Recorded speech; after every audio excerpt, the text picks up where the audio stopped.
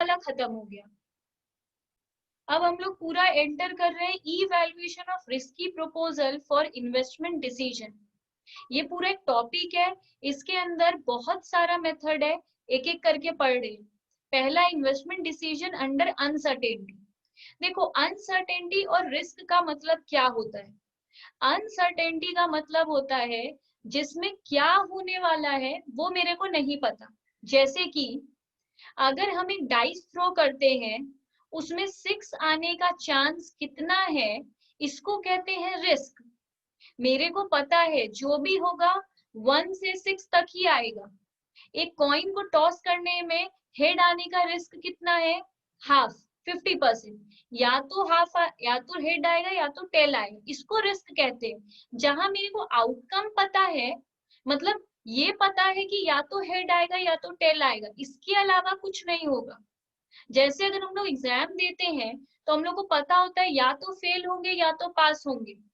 तो हम लोग को इवेंट तो पता है क्या हो सकता है, पर कहीं कहीं हम लोग को पता ही नहीं होता है कि हम लोग के साथ क्या क्या हो सकता है, उसको कहते हैं अनसर्टेनिटी। जैसे अगर हम लोग इक्विटी शेयर में सिंपली इन्वेस्ट करते हैं, तो हम लोग को पता है 1 लाख लगाए हैं, अगर लॉस हुआ तो कुछ नहीं आएगा, जीरो, कुछ नहीं होगा, यही रिस्क है। अगर मिला तो कितना भी मिल सकता है, नहीं मिला तो हम लोग का पैसा डूब जाएगा, बस यही पता है। पर गैम्बलिंग करते वक्त हम लोग को कुछ भी नहीं पता है कि क्या हो सकता है। तो अनसर्टेनिटी मतलब होता है outcome at a given event is unsure to be assigned probability, जिसमें हम लोग प्रोबेबिलिटी ही असाइन नहीं कर सकते कि कितना चांस है ये होने का, जिसमें ये नहीं निकाल सकते। जैसे एक आदमी अगर हॉस्पिटल में एडमिट है और उसको कोई स्पेसिफाइड डिजीज है, तो वो अनसर्टेनिटी है, क्या हो सकता है इसका कोई आइडिया भी नहीं है। पर रिस्क होता है जब हम लोग को प्रोबेबिलिटी पता होता है, चांस कितना है। जैसे कॉइन टॉस करते हैं तो दोनों हेड टेल आने का 0.5 चांस है, इसको कहते हैं रिस्क। तो अनसर्टेनिटी में हम लोग प्रोबेबिलिटी, चांस कितना है वो भी नहीं बता सकते। रिस्क में हम लोग कितना चांस है, मतलब प्रोबेबिलिटी है, वो बता सकते हैं। प्रोबेबिलिटी का मतलब होता है chance. Variability is less in risk than in uncertainty. Variability का मतलब होता है हम जो सोचे वो बदल जाना। मतलब हम सोचे थे हेड आने का चांस 70% है, टेल आने का चांस 30% है। ये जो वेरिएबिलिटी, अभी तो चेंज भी हो सकता है 60% चांस हो गया हेड आने का, 40% चांस हो गया टेल आने का। तो ये जो चेंजेस है, ये रिस्क में कम है, सर्टेन अनसर्टेनिटी में ज्यादा है। अनसर्टेनिटी में जो सोचे उससे पूरा ऑपोजिट भी हो सकता है, पर रिस्क लेते वक्त पूरा ऑपोजिट कुछ नहीं होता है, थोड़ा ऊपर नीचे होता है। Technique to deal with risk and uncertainty, कितना टेक्निक है। पहला है पे बैक पीरियड, ये हम लोग पढ़कर आए हैं। अगर जिस जिस प्रोजेक्ट में लॉन्ग टाइम तक रिस्क लेना पड़े, वो प्रोजेक्ट हम लोग अवॉइड करते हैं, इसलिए वही पे बैक पीरियड हम लोग चूज करते हैं जिसका पे बैक पीरियड कम होता है। कम होता है मतलब हम लोग कम रिस्क ले रहे हैं, कम टाइम के लिए रिस्क ले रहे हैं, उसको हम लोग कहते हैं पे बैक पीरियड। तो इवेल्युएशन का बेसिकली बहुत सारा मेथड है। पहला था हम लोग का इन्वेस्टमेंट डिसीजन अंडर अनसर्टेनिटी, ये पहला था। इवेल्युएशन का बहुत सारा मेथड है, पहला था ये वाला। दूसरा में हम लोग आए हैं जिसमें रिस्क एडजस्टेड डिस्काउंट रेट, ये सबसे सम आता है। यहां से ध्यान से सुनो, यहाँ से ही सम आएगा। जो अभी तक बोल रहे थे वो जस्ट 1-2 मार्क्स का थ्योरी के लिए था, अब जो है उससे ही बड़ा बड़ा सम्स आएगा। देखो, रिस्क एडजस्टेड डिस्काउंट रेट होता क्या है? Here discount rate refers to return. ऐसे हम लोग डिस्काउंट रेट का मतलब क्या समझते हैं? Discounting factor, DF. पर यहाँ पे याद रहे डिस्काउंट रेट का मतलब है रिटर्न। तो हम लोग का जितना ज्यादा रिटर्न है, मतलब उतना ज्यादा हम लोग रिस्क लिए हैं। ये बात तो सब जानता है, हाई रिस्क हाई रिटर्न। तो अगर हाई रिस्क लेंगे तो हाई डिस्काउंट रेट होगा, and hence risky project should be discounted at higher rate. Risky project को हम लोग डिस्काउंट करेंगे हायर रेट पे, क्योंकि रिटर्न भी ज्यादा मिलेगा। तो ये याद रखना है कि यहाँ पे इस टॉपिक में डिस्काउंट रेट का मतलब है रिटर्न। अगर रिस्क ज्यादा लेंगे तो रिटर्न भी ज्यादा मिलेगा। If risk is similar to existing project, then WACC is used as discounting rate. अगर हम लोग के पास सम में अलग से डिस्काउंटिंग रेट दिया हुआ नहीं है तो WACC को ही डिस्काउंटिंग रेट की तरह यूज कर लेंगे। हम फिर से बोल रहे हैं, अगर सम में डिस्काउंटिंग रेट अलग से दिया हुआ नहीं है तो WACC मतलब weighted average cost of capital को ही डिस्काउंटिंग रेट ले लेंगे। Discounted rate over and above WACC is known as risk premium. अगर दोनों अलग अलग से सम में दिया हुआ है, डिस्काउंटिंग रेट भी दिया हुआ है और WACC भी दिया हुआ है, तो दोनों के डिफरेंस को कहते हैं रिस्क प्रीमियम। मतलब हम ये रिस्क प्रीमियम इसको क्यों कहते हैं? प्रीमियम मतलब प्रॉफिट। अगर हम लोग WACC का मतलब होता है कॉस्ट, नाम में ही पता चलता है weighted average cost of capital, तो WACC का मतलब है कॉस्ट और डिस्काउंट का मतलब है रिटर्न। तो रिटर्न अगर कॉस्ट से ज्यादा होगा तो उसको प्रीमियम कहेंगे, कॉस्ट से अगर रिटर्न ज्यादा होगा तो प्रीमियम कहेंगे। कॉस्ट अगर 100 है, मेरे को रिटर्न मिल रहा है 110, तो 10 रुपया मेरा क्या है? Premium. Risk adjusted discount rate निकलेगा कैसे? RF plus N plus D। RF का मतलब है risk free rate of return, N का मतलब है नॉर्मल रिस्क, D का मतलब है डिफरेंशियल रिस्क। इसका और एक फॉर्मूला है KO प्लस D। KO का मतलब WACC या फिर ओवरऑल कॉस्ट ऑफ कैपिटल। इसका और एक नाम है ओवरऑल कॉस्ट ऑफ कैपिटल। ठीक है। इसका एक तीसरा फॉर्मूला भी है RF plus KO minus RF into risk index. Risk index सब में गिवन होगा, उसका कोई टेंशन नहीं है, ये हमेशा लिख लो गिवन होगा, इसका कोई फॉर्मूला नहीं है, ये हमेशा गिवन होगा। तो पहला एग्जाम्पल देखो, A limited is evaluating 2 project. हम लोग सोच रहे हैं कौन सा प्रोजेक्ट ले। Following information is available in respect of these projects. पहला प्रोजेक्ट का कॉस्ट है 15 लाख इन ईच प्रोजेक्ट। अच्छा, दोनों ही प्रोजेक्ट का सेम कॉस्ट है 15 लाख 15 लाख। इनफ्लो कैसे आ रहा है? ईयर है ये, प्रोजेक्ट 1 से इतना इनफ्लो आ रहा है, प्रोजेक्ट 2 से हम लोग का ऐसे इनफ्लो आ रहा है। रिस्क इंडेक्स दोनों का दिया हुआ है। मिनिमम रिक्वायर्ड रेट मतलब KO ये हम लोग का इक्वल है, RF भी हम लोग का इक्वल है। ठीक है, सिर्फ क्या अलग है? रिस्क इंडेक्स अलग है, कॉस्ट और रिटर्न दोनों सेम है। तो करेंगे कैसे? रिस्क एडजस्टेड डिस्काउंट रेट का फॉर्मूला क्या है? RF। अच्छा, यही फॉर्मूला लेना है मेरे को, कैसे पता चला? यहाँ पे रिस्क इंडेक्स लिखा हुआ है, रिस्क इंडेक्स वाला फॉर्मूला ही लेंगे क्योंकि सब में रिस्क इंडेक्स है। रिस्क इंडेक्स है तो रिस्क इंडेक्स वाला फॉर्मूला लिए। प्रोजेक्ट 1 का RF दिया हुआ था, ये रहा, KO दिया हुआ था ये, माइनस RF दिया हुआ था, RF दिया हुआ था और रिस्क इंडेक्स भी दिया हुआ है। इसको सॉल्व कर लिए। दोनों को सॉल्व करने के बाद हम लोग का रिस्क एडजस्टेड डिस्काउंट रेट आ गया।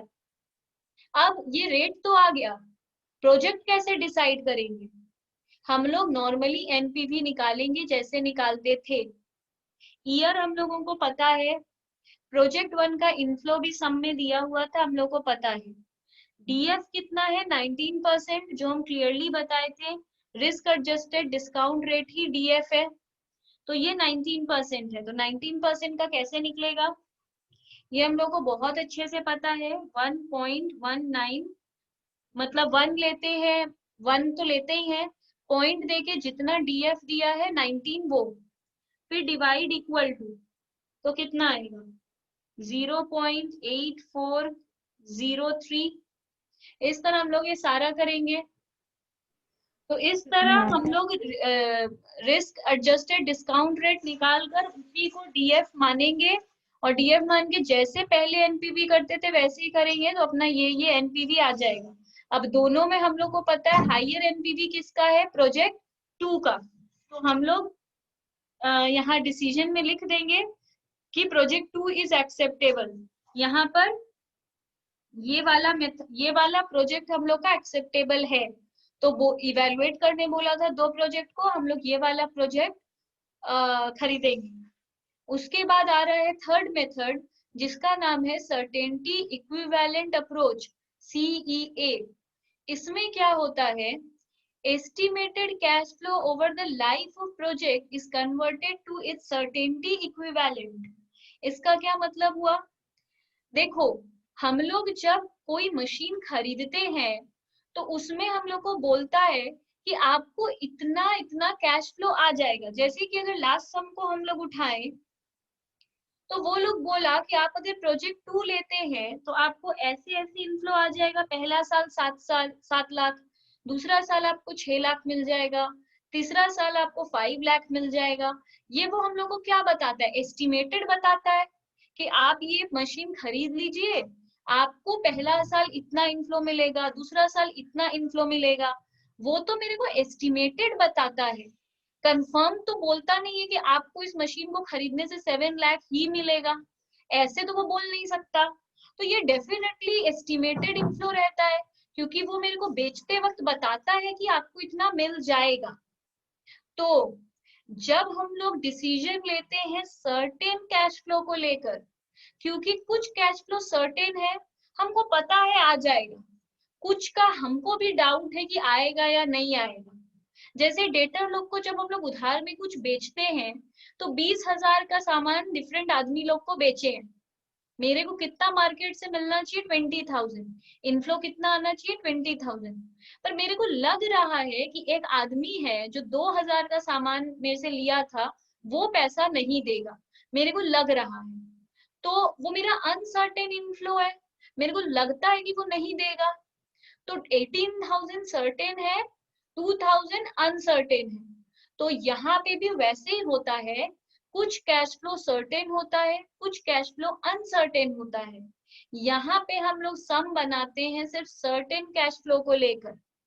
इसलिए अगर दो चीज है, सर्टेन भी है अनसर्टेन भी है, तो हम लोग सम करेंगे सिर्फ सर्टेन को लेकर।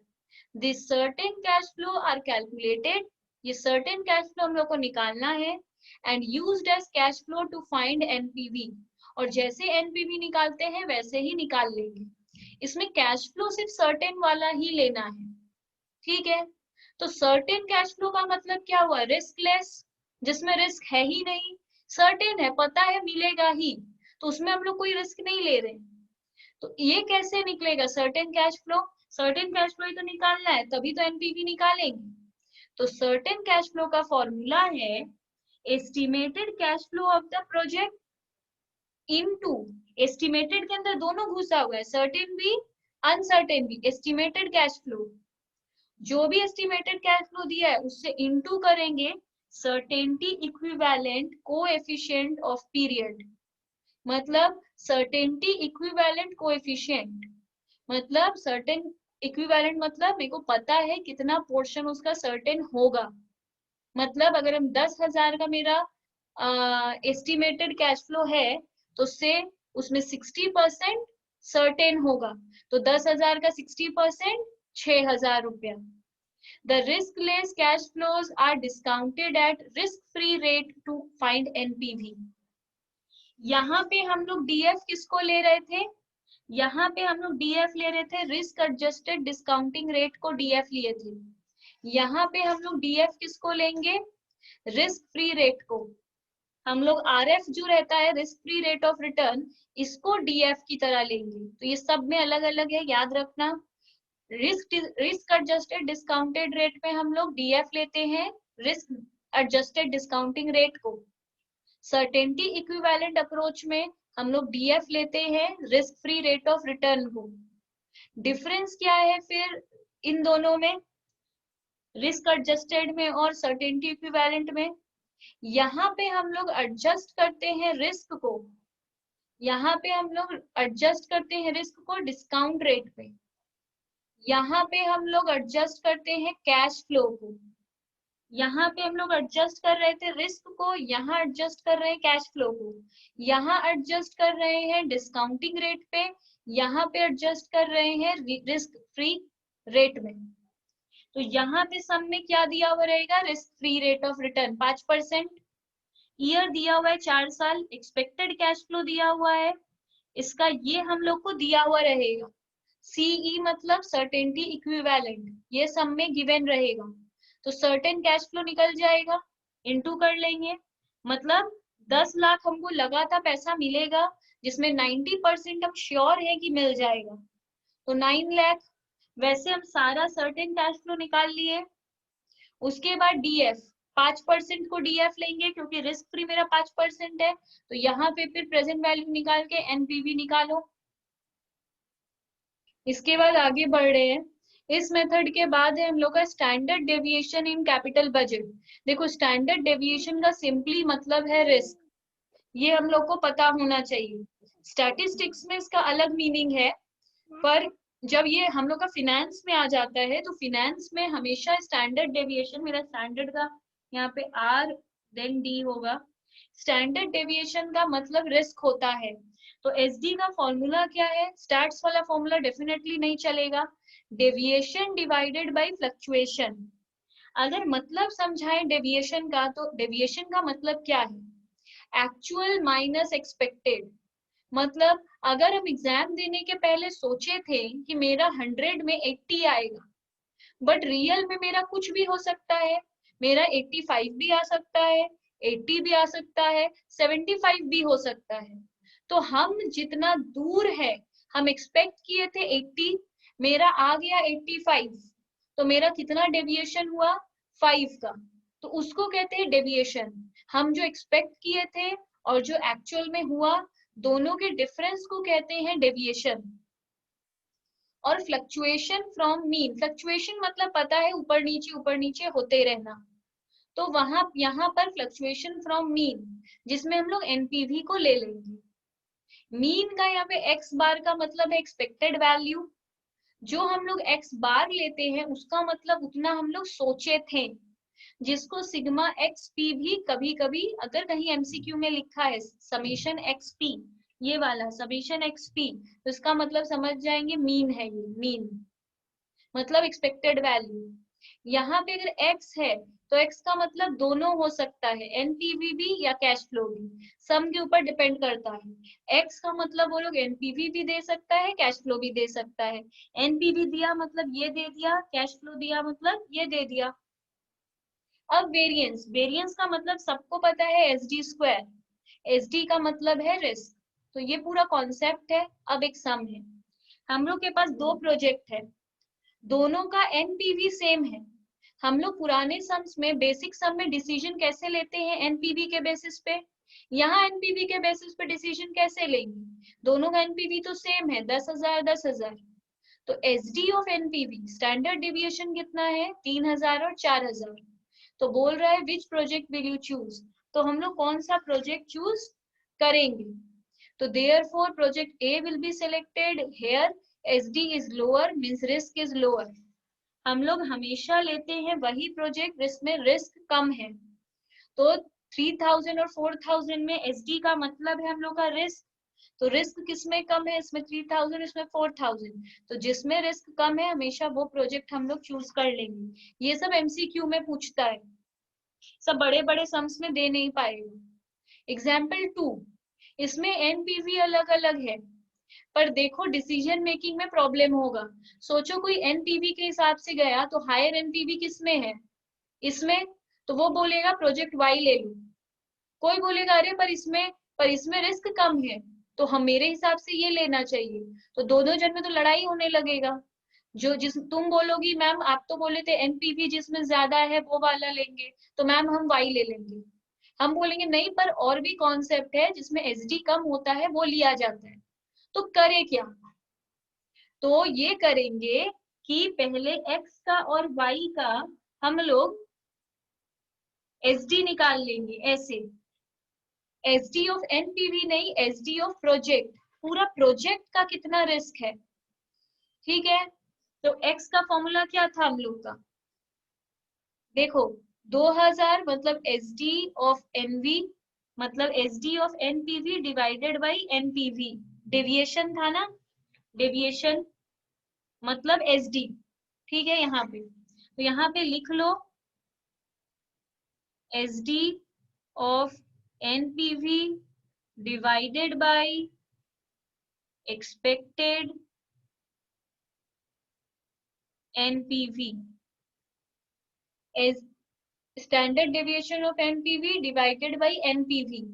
तो ये जब हम लोग किए तो दोनों में अब लोअर SD किसका आया, X का आया। तो इस तरह ये पूरा प्रोजेक्ट का SD आ गया, ठीक है। तो पूरा प्रोजेक्ट में दोनों को कंसीडर करके अगर बोले तो लोअर SD किस में आ रहा है, इसमें, मतलब ये अच्छा है। तो project L will be selected, SD is lower. तो जब भी दोनों में ऑपोजिट डिसीजन आएगा तो हम लोग ये वाला कर लेंगे, तब हम लोग ये डिसीजन देंगे। अब है केस 1, इसमें बहुत टाइप का सम एग्जाम में आ जाता है। पहला expected NPV and SD is to be calculated using NPV and its probability. सोचो सम में एक्सपेक्टेड NPV नहीं दिया हुआ है, SD भी नहीं दिया हुआ है, तो कैसे कैलकुलेट करेंगे। मतलब एक्सपेक्टेड NPV भी नहीं दिया हुआ है, SD ऑफ NPV भी नहीं दिया हुआ है, तो ये डिसीजन कैसे लेंगे, हमको तो दोनों चाहिए। तो दोनों का फॉर्मूला, एक्सपेक्टेड NPV को ENPV भी कहते हैं, ENPV। मेरे को डिसीजन मेकिंग, ये वाला डिसीजन मेकिंग करने के लिए मेरे को तो ये दोनों चाहिए, तब तो हम डिवाइड करेंगे।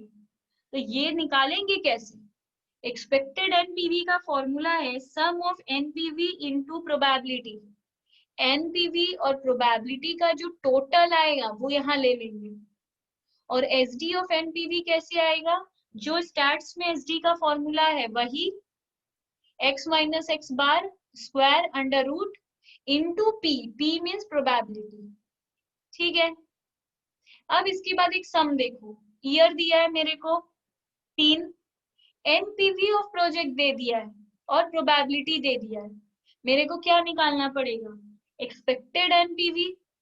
एक्सपेक्टेड NPV का फॉर्मूला अभी हम बताए थे, क्या था, एक्सपेक्टेड NPV का फॉर्मूला था NPV इंटू प्रोबेबिलिटी का टोटल, NPV इंटू P, ठीक है।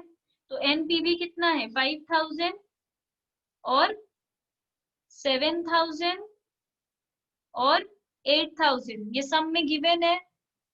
P भी मेरे को गिवन था 0.3, 0.5, 0.2। तो हमको दोनों को इंटू करना है, क्योंकि क्लियर लिखा था NPV इंटू प्रोबेबिलिटी का हमको टोटल चाहिए, सम चाहिए, तो पहले इंटू करना पड़ेगा। तो क्या करेंगे, 5000 इंटू 0.3, दैट इज 1500, 7000 इंटू 0.5 मतलब 3500, 8000 इंटू 0.2 मतलब 1600। इन तीनों का टोटल ही चाहिए था। 6600। हाँ 6600, ठीक है। ये मेरा क्या आ गया, एक्स बार। ये जो आता है ना, इसको एक्स बार कहते हैं, मतलब ENPV को हम लोग एक्स बार कहते हैं। याद रहे एक्स बार, ये जो यहाँ लिखे थे ना, एक्स बार को ही एक्सपेक्टेड वैल्यू, एक्सपेक्टेड वैल्यू का यहाँ मतलब था ENPV, ठीक है। एक्स बार का मतलब ही ENPV है। तो यहाँ भी याद के लिए लिख लो, एक्सपेक्टेड नेट प्रेजेंट वैल्यू का मतलब एक्स बार है, मतलब 6600। अब SD निकालना है। SD का फॉर्मूला क्या था, x माइनस एक्स बार का स्क्वायर फिर उसका टोटल। तो हम लोग के पास NPV मतलब x, हम क्लियरली यहाँ पे लिखवाए थे, x का मतलब NPV होता है। तो उस हिसाब से हम लोग को NPV सम में दिया हुआ था ये वाला, दैट इज 5000, 7000, 8000। P भी दिया हुआ था 0.3, 0.5, 0.2। x माइनस एक्स बार, x है मेरा 5000, x बार है मेरा 6600। तो 5000 माइनस 6600 माइनस 1600, फिर 7000 माइनस 6600, फिर 8000 माइनस 6600,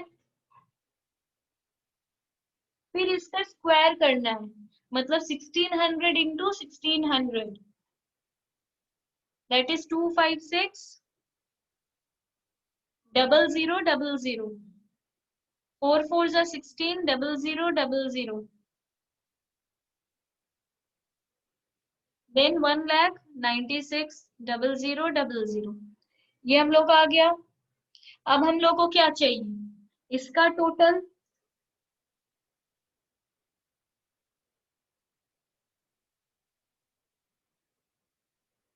दैट इज 468,000,000। अब बोला है इसका, बोल रहा है, अच्छा उसका टोटल नहीं, इसका जो इंटू है x माइनस एक्स बार का स्क्वायर इंटू पी, इसका टोटल चाहिए मेरे को, इसका समेशन चाहिए, इसका टोटल नहीं करना है। अब ये इंटू पी, मतलब ये वाला चीज, ये इंटू पी मतलब ये, तो 2,56,000,000 into 0.3, that is 7,68,000, then 1,60,000 into 0.5 मतलब 80,000, then 0.2 into 196,000,000, 392,000, then इसका टोटल चाहिए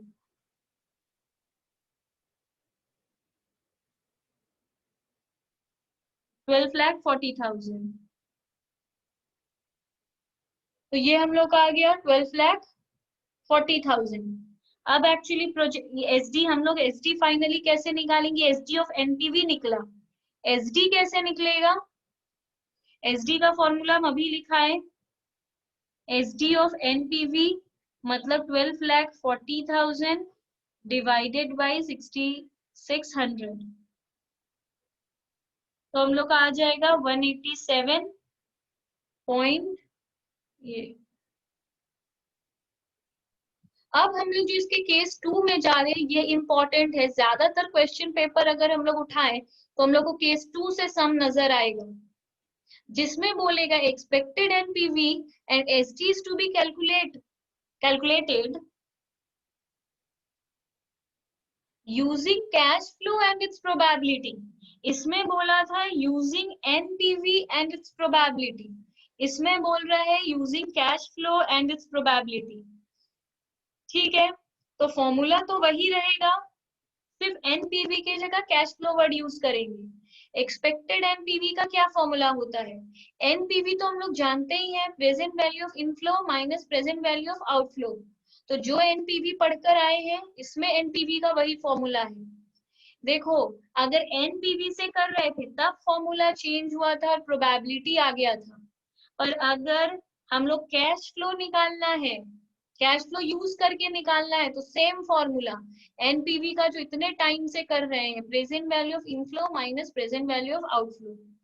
present value of expected cash flow कैसे निकलेगा, ऐसे, मतलब ये जो प्रेजेंट वैल्यू ऑफ हम लोग का इनफ्लो निकलता था, इसका फॉर्मूला क्या होता था, कैश फ्लो दिया हुआ रहता था, डीएफ दिया हुआ रहता था, दोनों को इनटू कर देते थे, इसमें कैश फ्लो दिया हुआ रहेगा और उसको प्रोबेबिलिटी से इनटू कर देंगे, पहले जैसा ही है, कैश फ्लो में इनटू हो जाता था डीएफ, डिस्काउंटिंग फैक्टर, तब आ जाता था हम लोग का, देखो हम लोग क्या किया करते थे, हम लोग के पास कैश फ्लो रहता था, डीएफ इनटू करते थे, प्रेजेंट वैल्यू आ जाता था, फिर सबको टोटल कर देते थे, ठीक है। मैम हाँ ये